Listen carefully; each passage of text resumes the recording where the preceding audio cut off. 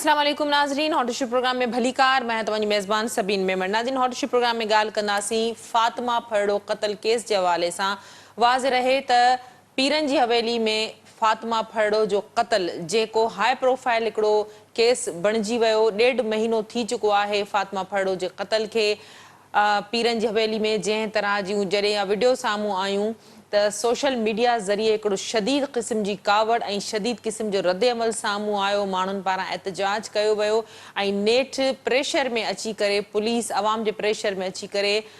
पीरनि जी हवेली मां असद शाह खे गिरफ़्तार कयो। 1.5 महीनो थी चुको आहे। असद शाह अञा ताईं पुलिस रिमांड हेठि आहे, जॾहिं त ॿिया ॾोहारी पिण पुलिस जी तहवील में आहिनि। इन में जेके रूपोश जवाबदार हुआ हिना शाह ऐं फयाज़ शाह उहे पिण पुलिस जी पकड़ में अची चुका आहिनि।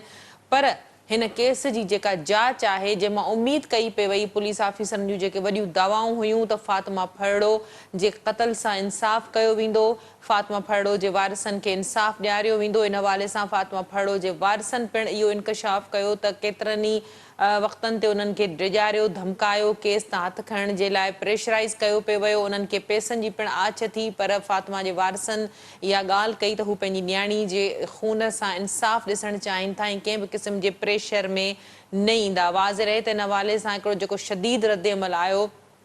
उन रद्द अमल जे ज़रिए जेका शुरूआती जांच हुई उहा असांखे मुस्बत नज़र आई। उन में हिन वक़्तु जेका केस जी पोज़ीशन आहे उन में इहे असांखे समूरा हरबा इस्तेमालु थींदे नज़र अचनि था, जंहिंसां जवाबदारनि खे आसानी सां बचाए सघिजे ऐं केस जो रुख़ जेको आहे सो ॿिए तरफ़ मोड़े सघिजे। शुरूआती जेका फातिमा फरड़ो जी रिपोर्ट हुई उन में इहो वाज़े हुयो त फातिमा फरड़ो मथां बदतरीन क़िस्म जो तशदुद, जिनसी तशदुद, बदफ़ेली हुन सां कई वई आहे, हुन सां जिनसी ज़्यादती कई वई। उन खां पोइ असद शाह जा जेके DNA ऐं ॿिया जेके हवेली जा मुलाज़िम ऐं ॿिया जेके गिरफ़्तार थियल माण्हू उन्हनि जा DNA जा जुज़ा वरिता विया। वरी उन्हनि में टेम्परिंग थियण या उन्हनि जी तब्दील थियण जे ख़दशनि खां पोइ असद शाह खे कराची आणे उन जा ॿीहर जुज़ा वरिता विया। उन DNA जे जुज़नि जी रिपोर्ट पिण अञा ताईं साम्हूं न अची सघी आहे, जॾहिं त पुलिस तहवील में पुलिस रिमांड में 1.5 महीने खां असद शाह जी मौजूदगी बावजूदि हिन वक़्त ताईं पुलिस उन जो मोबाइल जो कोड डीकोड न कराए सघी आहे ऐं नई जवाबदार पारां ॾोहारीअ पारां को पुलिस खे सही कोड ॿुधायो थो वञे ऐं चयो थो वञे त जेको लैपटॉप हुयो उन मां पिण समूरी शयूं डिलीट थी चुकियूं आहिनि। उहो लैपटॉप पिण पुलिस खोलराए न सघी आहे। इन मां इहो साबित थिए थो त कहिड़े तरीक़े सां सियासी दबाव आहे या ॿिया के फैक्टर्स आहिनि। सिंध जी न्याणी फातिमा फरड़ो जंहिंजो अहम केस ऐं उम्मीद कई पई वई त फातिमा फरड़ो जे केस में जेके छिरकाईंदड़ इंकशाफ थिया आहिनि, जेके शाहिदियूं गॾु थियूं आहिनि, जेके एविडेंस गॾु आहिनि या जेके टेक्निकी तरीक़ा इन में इन्वेस्टिगेशन जा इस्तेमालु कया विया, उन्हनि खे ॾिसंदे फातिमा फरड़ो जे क़ातिलनि खे इबरतनाक सज़ा मिलंदी। पर अफ़सोस सां चवणो थो पए त ही केस कमज़ोर करण जी पूरी कोशिशि कई पई वञे। हिन केस जो रुख़ मुकमल तरीक़े सां फेरियो वियो आहे। इन हवाले सां वधीक तफ़सीलनि जे लाइ असां हिन वक़्तु जेका अपडेट आहे हिन केस जे हवाले सां उन हवाले सां असांखे ॻाल्हाइण जे लाइ नवाब शाह मां सिंध TV न्यूज़ जो ब्यूरो चीफ ज़ुल्फ़कार ख़ासि खेली जॉइन कयो आहे। भली कार ज़ुल्फ़कार, तव्हां असांखे प्रोग्राम में जॉइन कयो। ज़ुल्फ़कार, इहो ॿुधायो त फातिमा फरड़ो केस जे हवाले सां केस खे कमज़ोर करण जूं जेके साज़िशूं आहिनि बिल्कुलु एक्सपोज़ थी चुकियूं आहिनि। केस जो रुख़ ॿिए तरफ़ मोड़ण जी कोशिशि कई पई वञे। जेकॾहिं एविडेंस पुलिस अञा ताईं डिक्लेयर न कराए सघी आहे त यकीनन केस असांखे कमज़ोर थींदे ई नज़र अचे थो। जी सभिनी तव्हांखे मां ॿुधाईंदो हलां त हीउ जेको 45 ॾींहं अॻु पीरनि जे हवेलीअ में बेदर्दी ऐं ज्यादती बाबति क़त्ल थियल मासूम न्याणी फातिमा फरड़ो जे केस खे पहिरें ॾींहं खां वठी जेकी पुलिस आहे उहा कमज़ोर करण जी कोशिशि करे पई। ज़ाहिरी तौर ते पुलिस ऐं जेकी सिंध हुकूमत आहे उहे इंतिज़ामिया तरफ़ां इहे बयान ॾिना पिया वञनि त हिन जूं हमदर्दियूं न्याणी जे वारसनि सां गॾु आहिनि, पर जेकॾहिं जांच मां ॾिसिजे त उहे बिल्कुलु हुनजे उबतड़ आहिनि। जेको अॻो SSP हो उहो पहिरीं जेको आहे सो जवाबदारनि खे बचाइण जी कोशिशि कई जॾहिं CCTV फुटेज मंज़र ते आया ऐं जॾहिं सोशल मीडिया ते उन JWT, सिंध TV ऐं ॿियनि मीडिया इदारनि उनखे हाईलाइट कयो त उनखां पोइ उनजी केस तरतकड़ में दाख़िल कयो वियो न ऐं उनखे कंहिंसां कानूनी टीम सां को मोहलत ॾिनी वई ऐं उनखां पोइ तव्हां ॾिठो त हिकिड़ो जवाबदार गिरफ़्तार थियो ऐं पोइ 40 ॾींहं मुसलसिल जिदोजहद रही। उन में JWC हुजे या ॿियो सिंध शहूर हुजे, उन्हनि वरी जिदोजहद कई, मुज़ाहिरा धरना लॻा, त उन खां पोइ जेको फयाज़ शाह ऐं जेको हिना शाह आहे उहे जेके आहिनि से गिरफ़्तार कया विया त ऐं उन खां पोइ तव्हांखे मां ॿुधाईंदो हलां त मेडिकल रिपोर्ट जे हवाले सां बि काफ़ी जेकी सुस्त रफ़्तारी जो मुज़ाहिरो कयो वियो DNA जे उतां उन मेडिकल बोर्ड जी हिकिड़ी डॉक्टर हुई डॉक्टर सुमैया उन खे शक हुयो त हीअ जेके DNA चेंज कया विया आहिनि ऐं बिल्कुलु उनजे वारसनि बि उन ते अदम एतमाद कयो त हीअ DNA न आहिनि जॾहिं त न्याणी हुनजे बेडरूम मां हटाई आहे उहा मौल हालत में मिली आहे ऐं उहे CCTV फुटेज या जेको पासवर्ड आहे असद शाह जो उहो हाणे पुलिस इहो चवे थी त हुन ग़लति पासवर्ड कराए तायात उन्हनि खे जेको आहे ख़तमु करे छॾिया आहिनि त इहो मुमकिन ई न आहे त जंहिंजो बैकअप हिते न हूंदो पर उहो फॉरेन में हुनजो बैकअप हूंदो आहे हुनजो लेटर लिखियो वेंदो आहे त उहा हुनजी एक्सेस हूंदी आहे जेकी इंतिज़ामिया आहे या पुलिस आहे या इन्वेस्टिगेशन एजेंसी आहे पर उहे जेको लैपटॉप आहे उन मां जेके CCTV फुटेज जेके काफ़ी अॻु जा या पोइ जा आहिनि उहे जेके आहिनि रिमूव कया विया आहिनि मोबाइल जो जेको चवंदा कोड आहे उहो डीकोड न थी सघियो आहे DNA जेके आहिनि उहे जेको इम्पोर्टेंट जेके आहिनि उहे जेके चेंज कया विया आहिनि हुन जा वारस सिविल सोसाइटी मुसलसिल इहे रड़ियूं ऐं दाऊं करे पई रहे त पुलिस हिन केस खे विञाए थी हिन हवाले सां वारसनि खे जेको नऊं SSP आहे उन मां उमेदूं हुयूं पर जेकॾहिं हीअ जेकी रिपोर्ट आई आहे त जेके पासवर्ड आहे मोबाइल जो या जेको लैपटॉप जी जेकी डेटा आहे या जेको DNA आहिनि उहे जेके मैच नथा थियनि या रिकवर नथा थियनि त यकीनन हीअ केस खे कमज़ोर करण जी भरपूर कोशिशि आहे ऐं जेके जवाबदार आहिनि असुल में असद शाह फयाज़ शाह ऐं हिना शाह खे बचाइण जी भरपूर कोशिशि कई पई वञे ऐं हिन में तव्हां अॻिते ॾिसंदो त या त जेको आहे सो आम माण्हू खे फासाए वेंदो या हुनजे नौकरनि ऐं मुलाज़िमनि खे फासाए वेंदो ज़ुल्फ़कार कुछ ॾींहं अॻु में DIG इहा ॻाल्हि कई हुई त हिन केस में फातिमा फड़ो क़तल केस जे हवाले सां जेका इन्वेस्टिगेशन थी रही आहे हुन में SSP ते तमामु घणो प्रेशर आहे हीअ जेका तब्दीली ओचितो आई आहे हिन समूरे इन्वेस्टिगेशन वारे मामले में तव्हां सम्झो था त वाकई इहो प्रेशर जो नतीजो आहे बिल्कुलु मां तव्हांखे ॿुधायां त पुलिस खे वॾो दबाव हो ऐं तव्हांखे मां ॿुधाईंदो हलां त पुलिस ते जेकर तमामी प्रेशर न हुजे हा त हीअ पुलिस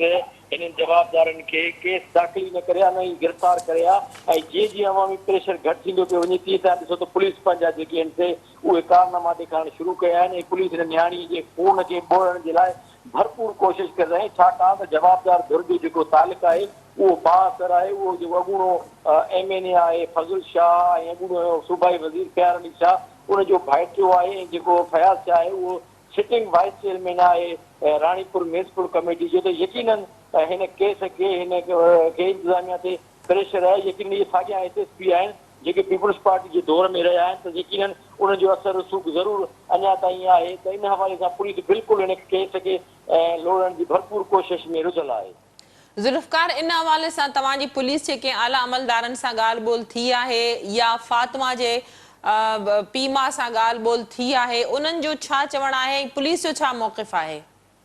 हुनजो बि चवणु आहे त असां बार बार दाऊं कयूं था हिकिड़े ऑफिसर खे चेंज था कयूं त ॿियो ऑफिसर ते प्रेशर आहे ऐं हुन अदम एतमाद ज़ाहिर कयो आहे त असांजी नियाणी जेको आहे सो पीरनि जे कमरे में बेडरूम में मुई आहे उन्हनि जी ज़्यादती कई आहे असां सां इंसाफ़ फराम कयो हू बार बार तव्हां ॾिसंदो मीडिया ते अचनि था केॾी महिल हुनखे खानवाण जो SHO तंग थो करे त केॾी महिल जेको अॻूणो SHO जेको बचियल काज़ी हो जेको आहे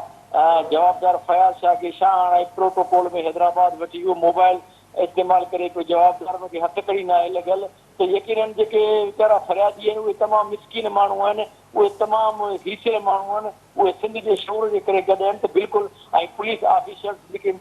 हिन मामले ते ॻाल्हाइण लाइ तयार ई न आहिनि वॾी महिरबानी ज़ुल्फ़कार तव्हां असांखे इन हवाले सां आगाह कयो नाज़रीन नवाबशाह मां सिंध TV न्यूज़ जो ब्यूरो चीफ ज़ुल्फ़कार ख़ासकेली जेको पिणु फातिमा फड़ो जे क़तल केस जे हवाले सां शुरू खां इन मामले में तमामु घणो अपडेटेड रहियो आहे ऐं हुनजे वारसनि सां मुसलसल राब्ते में रहियो आहे हुनजो चवणु आहे त हुनजे वारसनि खे मुसलसल धमकियूं ॾिनियूं पयूं वञनि जीअं ई अवामी प्रेशर अवामी जेको दबाव आहे उहो कुझु घटि थियो आहे त पुलिस पंहिंजा कारनामा कंदे नज़र अचे थी इन केस खे कमज़ोर करण जे हवाले सां हर हरबो पुलिस पारां आज़माए पियो वञे जंहिंजे नतीजे में अॼु जेके फ्लॉज़ नज़र अचनि था उन मां बिल्कुलु इहो वाज़े नज़र अचे थो त कहिड़े तरीक़े सां जवाबदारनि खे बचाइण जूं भरपूर कोशिशूं कयूं पयूं वञनि सियासी प्रेशर प्रेशर आहे जेको पुलिस शायदि इहो प्रेशर बर्दाश्त नथी करे सघे न त डे वन खां वठी जंहिं तरह जो एविडेंस साम्हूं आयूं जंहिं तरह जी फातिमा फड़ो जी मेडिकल रिपोर्ट साम्हूं आई उन मां इहो बिल्कुलु वाज़े थी चुको त फातिमा ते कंहिं क़िस्म जो ऐं कहिड़े क़िस्म जो केतिरे हद ताईं तशदुद कयो वियो आहे उन खां पोइ जांच खे कहिड़े तरफ़ मोड़ियो वियो आहे इहो बि कंहिंखां ॻुझो न आहे प्रोग्राम जे सिलसिले खे जारी रखंदासीं वक़्तु थियो आहे मुख़्तसिर वक़फ़े जो वठूं था वक़फ़ो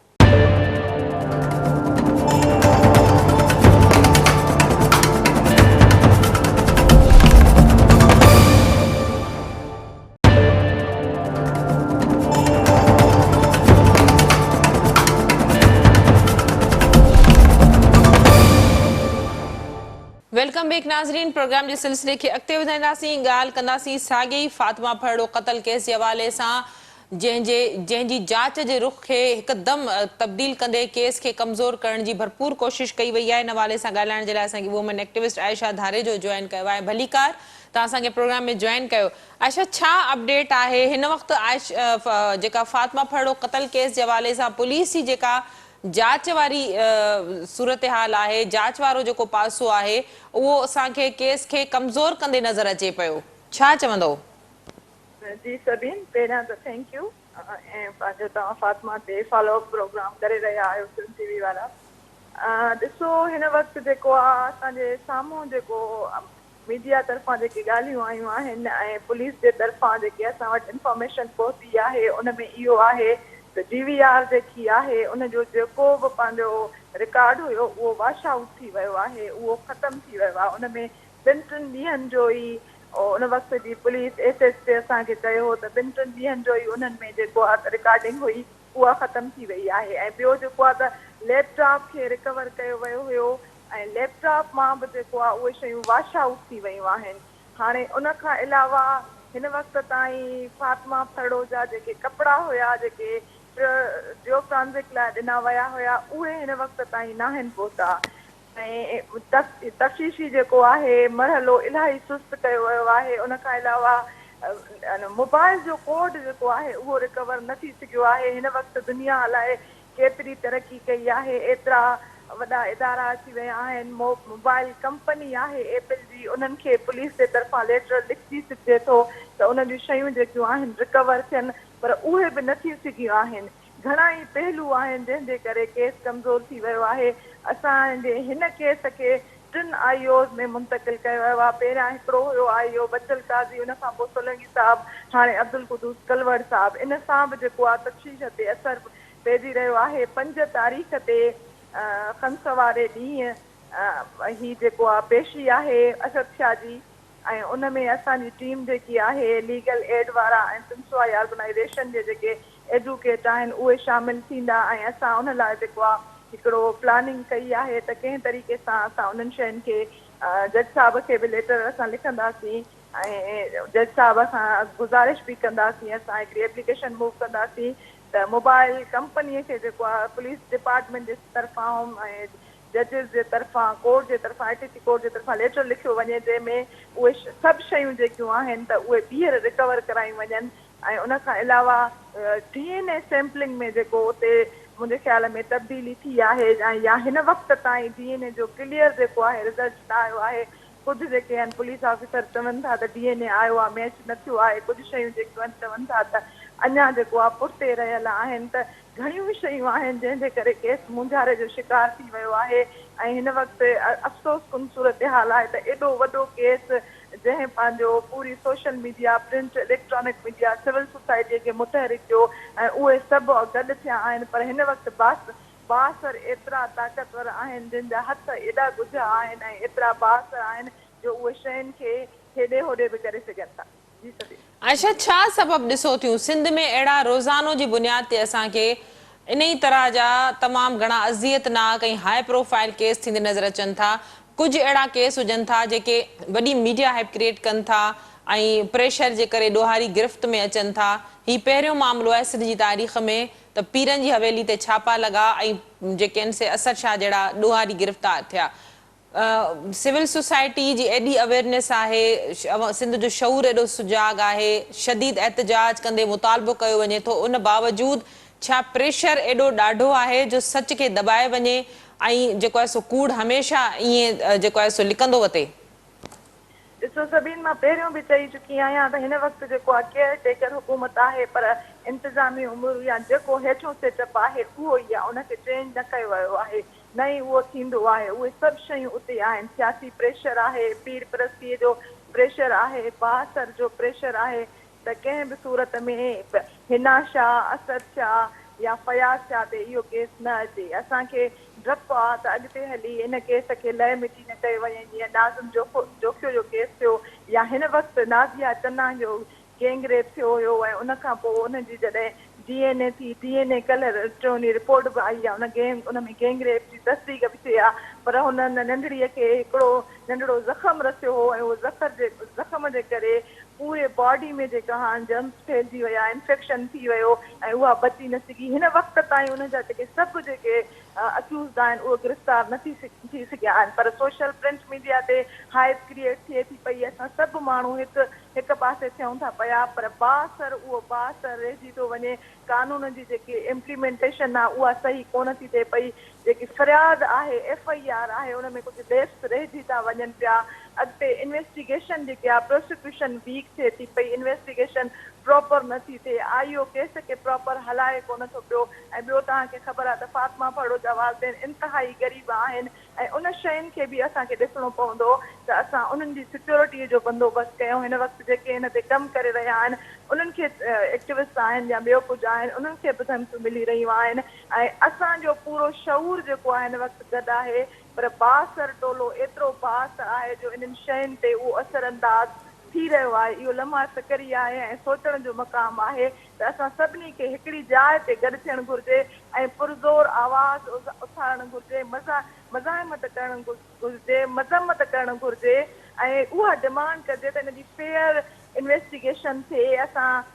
अदालत खां बि उहा डिमांड कंदासीं त हिन में फेयर इन्वेस्टिगेशन थिए। हिन वक़्तु ताईं ख़बर न पइजी सघी आहे त हिना शाह जेको आहे उन जेको तशदुद कयो आहे उन क़बूल बि कयो आहे या न कयो आहे, ऐं छा हिना शाह गिरफ़्तार थी आहे त हिना शाह ई आहे या न। इहे बि कुझु सुवाल आहिनि असांजे ज़हन में जेके उथी रहिया आहिनि ऐं जिन ते सुवाल माण्हुनि जे तरफ़ां बेचैनीअ जी हिकिड़ी लहर पैदा थी रही आहे। सो 5 तारीख़ ते मुंहिंजे ख़्याल में इहा हेयरिंग आहे ऐं असां सभई जेको आहे उते सिविल सोसाइटी उते गॾु हूंदी, असांजा वकील गॾु हूंदा, असांजी टीम गॾु हूंदी ऐं असांजी एप्लीकेशन मूव थींदी जंहिंमें असां इन्हनि सभिनि शयुनि लाइ हिकिड़ो जेको आहे हिकमत अमली जोड़ी आहे त असां डिमांड कंदासीं। ऐं मुंहिंजे ख़्याल में त असांजे तरफ़ां, तव्हांजे तरफ़ां, सोशल मीडिया जे तरफ़ां प्रेशर हूंदो, पुलिस ते प्रेशर हूंदो त असां हिकिड़ी फेयर इन्वेस्टिगेशन कयूं ऐं असां अहिड़नि केसनि में अहिड़ा ऑफिसर असां रखूं जेके SSPs लेवल जा हुजनि, जंहिंजी क्रिमिनोलॉजीअ में पंहिंजो कमु थियलु हुजे, जेके क्रिमिनल केसनि खे ॾिसनि ऐं उहे जेको आहे एॾी ड्रिघो जेको आहे केस खे न हलाइनि। हिन वक़्तु 50 ॾींहं थी वियो आहे ऐं केस जो को बि रिज़ल्ट न निकितो आहे, केस कोर्ट में हली रहियो आहे, तफ्तीशी ऑफिसर लयानी बरते रहिया आहिनि। इन जे करे असां सभु जेको आहे मुंहिंजे ख़्याल में ॾुख ऐं ॻणितीअ जो इज़हार करे रहिया आहियूं। अच्छा आयशा, इहो को केयर टेकर हुकूमत में न बल्कि गुज़िरियल 15 सालनि खां जेको मुसलसल लाॻीतो असां ॾिसंदा था अचूं, पीपल्स पार्टी जो 3 टेन्यूअर गुज़िरियल केतिरे वक़्त खां औरतुनि सां, नियाणियुनि सां इन तरह जा वाक़िया तमामु घणी शिदत अख़्तियार करे विया, रोज़ानो जी बुनियाद ते तमामु घणा ख़ौफ़नाक क़िस्म जा। त तव्हां सम्झो पिया त इहो को अॼु जो मामिलो न आहे, हमेशह खां वठी करे नियाणियुनि सां, औरतुनि सां, ॿारनि सां जेका वेदन थिए थी या जेको इंसानियत सो सलूक थिए थो उन ते का संजीदगी असांखे नथी नज़र अचे।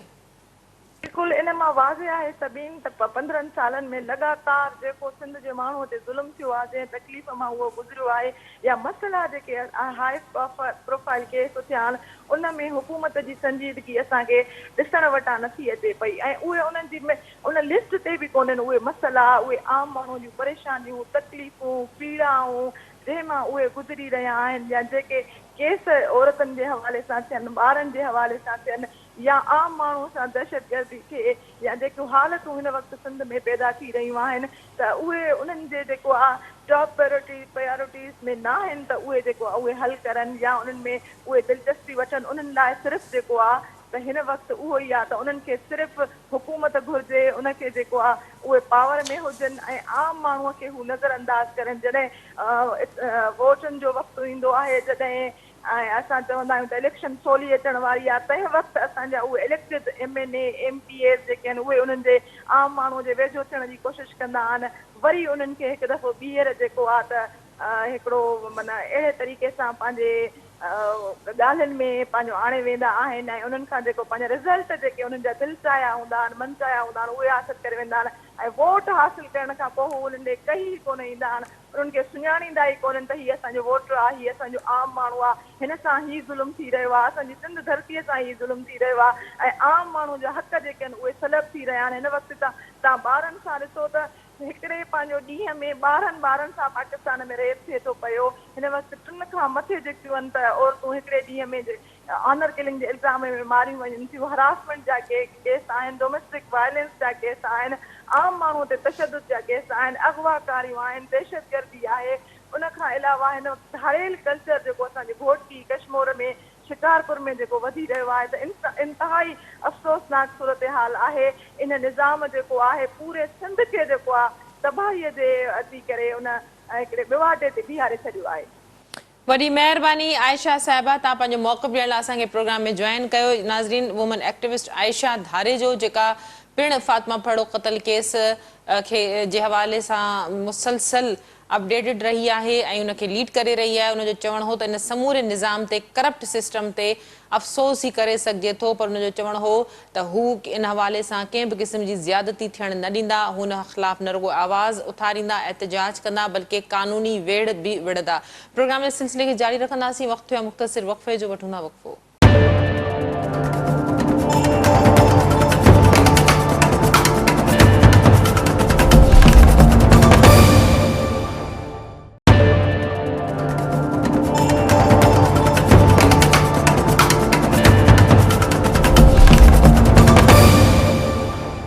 वेलकम बैक नाज़रीन, प्रोग्राम के सिलसिले के अॻिते वधाईंदासीं। फातिमा फड़ो क़तल केस के हवाले से हिन वक़्तु ॻाल्हाइण जे लाइ असांखे मैडम अनीस हारून साहिबा ज्वाइन किया है। अनीस साहिबा, बहुत शुक्रिया, आपने प्रोग्राम में ज्वाइन किया। अनीस साहिबा, क्या कहिएगा फातिमा फड़ो कत्ल केस जिसके हवाले से आप भी जो है वो उसको लीड कर रही हैं, देख रही हैं कानूनी हवाले से काफ़ी चीज़ें। अब जो इस मामले का केस का रुख इन्वेस्टिगेटिव हवाले से जो है वो तब्दील करने की एक कोशिश नजर आ रही है, जिसमें DVR से तमाम ज्यादा जो डेटा है उसके डिलीट होने का इंकशाफ सामने आया है। असद शाह 1.5 महीने से पुलिस की तहवील में रिमांड पर है, उसका फोन डिकोड नहीं हो सका और जो DNA की जो सैंपल्स हैं, रिपोर्ट हैं, वो सामने नहीं आ सकी। तो क्या वजूहात हो सकती हैं? क्या सियासी प्रेशर आप समझ रही हैं इस हवाले से? लगता है कि ये डिलेइंग टैक्टिक्स हैं और इसका मकसद यही है कि इसमें इतना डिले कर दें, इधर उधर चीजें कर दें, फिर लोग भूल जाएं इस वाक़े को, लोगों के जहनों से निकल जाए। लेकिन मैं ये बताना चाहती हूँ कि ये एक ऐसा केस है जिसमें मेरा ख्याल है कि इससे पहले होने वाले हर केस से ज्यादा लोगों के दिलों को हिलाया है। जितनी तकलीफ दे चीजें सामने इसमें आई हैं वो उसको कभी भी लोग भूल नहीं सकते। इनको बहरहाल ये रिपोर्ट तो देनी होगी, इनको जो करार वाकई सजा जो मुस्तहिक है उनको देने होंगे। ये कितना डिले कर देंगे, कब तक ऐसी बातें करेंगे। लेकिन हाँ, इस बात की मुझे बहुत फिक्र है खास तौर पे कि जो DNA टेस्ट एक्यूज के हुए थे उसकी रिपोर्ट क्यों नहीं आई अभी तक। उसकी रिपोर्ट आ जानी चाहिए थी। रोज हमारा जो प्रेशर है वो इसी बात पे है कि भाई आप पंजाब से मंगाएं DNA की रिपोर्ट, से मंगाएं, कराची से मंगाएं, जहाँ भी आपने दिया है इसके लिए वहाँ से आप रिपोर्ट मंगाएं और हमें बताएं कि कौन एक्यूज है। देखिए, ये एक साइंटिफिक दौर है और ये एक साइंटिफिक मामला है जिसमें इतनी बड़ी बात ये हुई है, तो ये तो हो ही नहीं सकता कि इनको ये मालूम नहीं हो कि एक्यूज कौन है, जबकि सब ने अपनी आंखों से देखा है और वो जानते भी हैं कि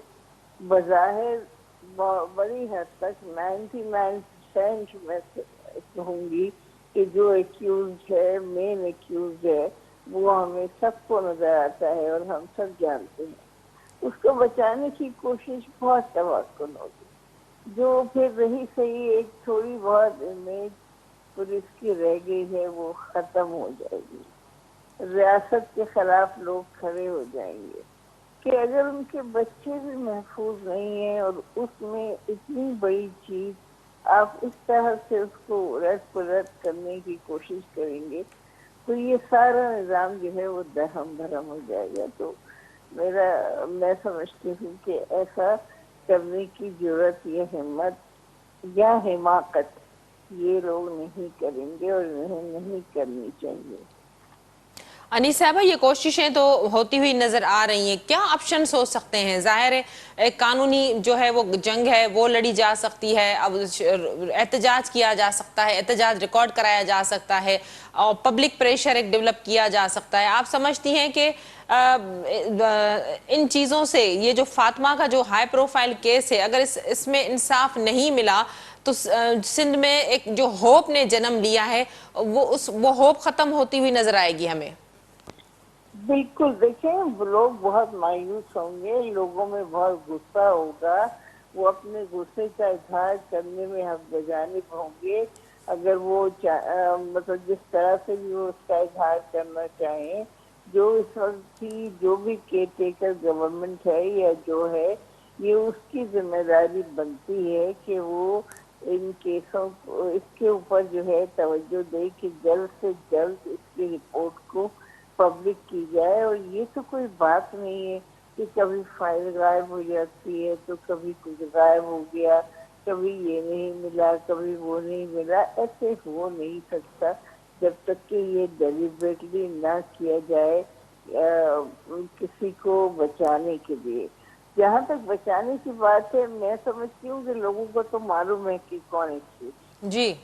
और लोग खुद ही जाके और अगर इंसाफ अपने हाथ में ले ले और किसी को जान से मार दें तो उसके में फिर किसी को किसी किस्म का भी सवाल उठाने या एहतजाज करने की जरूरत नहीं होगी। देखिए, जब इंसाफ नहीं मिलेगा तो लोग तो फिर उठेंगे ना, लोग अपने हाथ में देंगे ना। तो आप लोगों को खामोखा सामने लाके और इस तरह की चीजें इंतशार जो है वो पूरे सिंध में फैलाना चाह रहे हैं। पूरा सिंध जो है वो बहुत इंतशार का शिकार होगा अगर इसमें कोई गड़बड़ की। ठीक, बहुत शुक्रिया मैडम अनीस साहिबा, आपने अपना मौक़िफ़ देने के लिए प्रोग्राम में ज्वाइन किया। नाज़रीन, मैडम अनीस हारून सां गॾु हुन जो चवणु हो त माण्हुनि में जेका इंसाफ़ मिलण जी उम्मीद आहे, जेकॾहिं इहा उम्मीद ख़तम थी त माण्हू कानून हथ में खणंदा, माण्हू रोडनि ते हूंदा, माण्हू एहतजाज कंदा। सिंध में हिन वक़्तु जेका बदतरीन सूरत हाल आहे तशद्दुद जी या औरतुनि सां, ॿारनि सां, नियाणियुनि सां ॾाढाई इज्तमाही ॾाढाई करण जी, उन्हनि खे अगवा करण जी, इन तरह जा जेकॾहिं मामला रुकिया न ऐं रियासत इन तरफ़ ध्यानु न ॾिनो, कानून इंसाफ़ जूं तक़ाज़ाऊं पूरियूं न कयूं त सूरत हाल असांखे तमामु घणी ख़राबु थींदी नज़र अचे थी। फातिमा क़तल केस जे हवाले सां उन्हनि जो चवणु हो त टेक्निकी बुनियादनि ते जेके शयूं ख़तमु करण जूं दावाऊं कयूं थियूं वञनि, उहे सभु शयूं रिकवर थी सघनि थियूं जेकॾहिं पुलिस जी विल हुजे, पुलिस जेकॾहिं चाहे त अॼुकल्ह दुनिया में जेका तरक़ी थी चुकी आहे उन में का बि अहिड़ी शइ नामुमकिन न आहे जेका रिकवर न थी सघे, जेका वापसि न अची सघे। अॼु के प्रोग्राम जो वक़्तु पिण ते पंहिंजी पुॼाणी ते पहुतो। ईंदड़ प्रोग्राम ताईं ॾींदा इजाज़त। अल्लाह वाही।